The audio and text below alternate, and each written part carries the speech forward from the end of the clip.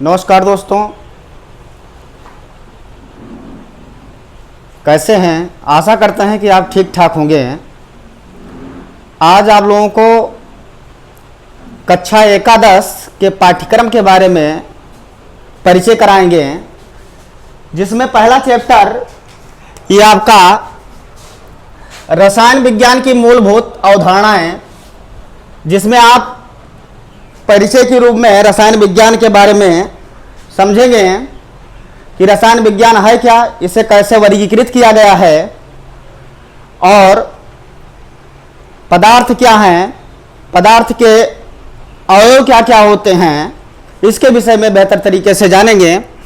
दूसरा जो चैप्टर है वो आपका है परमाणु संरचना, जिसमें परमाणुओं के संरचना से लेकर के सारी चीज़ें, परमाणु कैसे बना, किन किन अवयव से मिलकर बना हुआ है, ये सारी चीज़ों का व्याख्यान होगा। तीसरा जो चैप्टर आपका सम्मिलित है सिलेबस में वो है तत्वों का वर्गीकरण और गुणधर्म। तत्वों को कैसे वर्गीकृत किया गया है, कैसे बांटा गया है, इसके विषय में इस चैप्टर में पढ़ेंगे, तत्वों का वर्गीकरण और गुणधर्म में। अगला जो चैप्टर है वो आपका है रासायनिक अबंध तथा आणविक संरचना। रासायनिक अबंध में बंध क्या है, कितने प्रकार के होते हैं और जो अणु होते हैं उनकी संरचना कैसे होती है, इसके बारे में आप रासायनिक अबंध तथा आणविक संरचना चैप्टर में बेहतर तरीके से जानेंगे।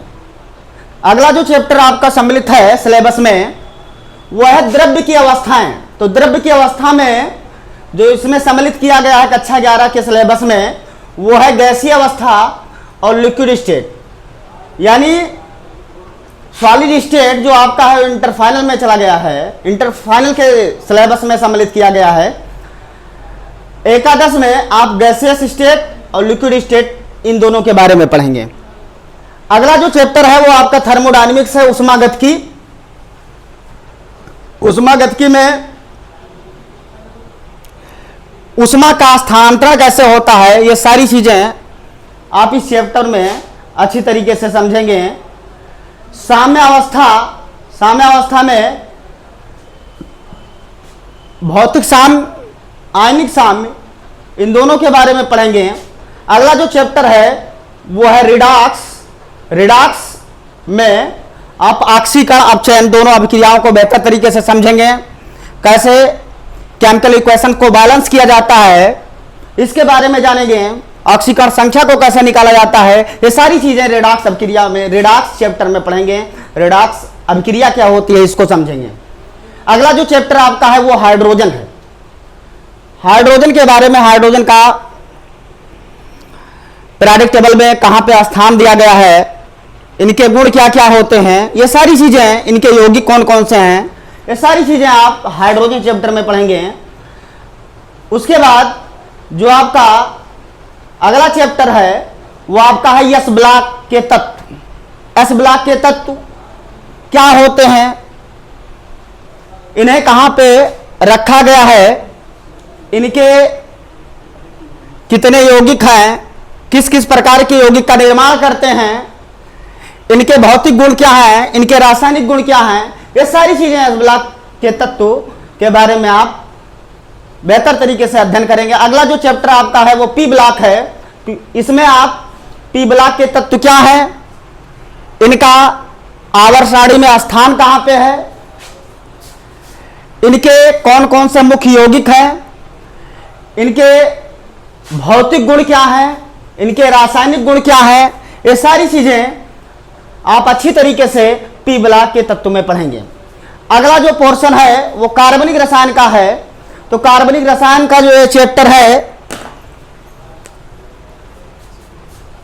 कार्बनिक रसायन के मूलभूत सिद्धांत तथा क्रियाविधि, इस चैप्टर में आप जितनी भी रिएक्शन हैं उनके मूलभूत सिद्धांत को समझेंगे।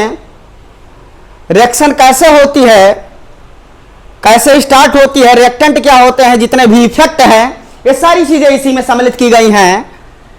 इसमें ये चैप्टर ऑर्गेनिक का समझ लीजिए रीढ़ है।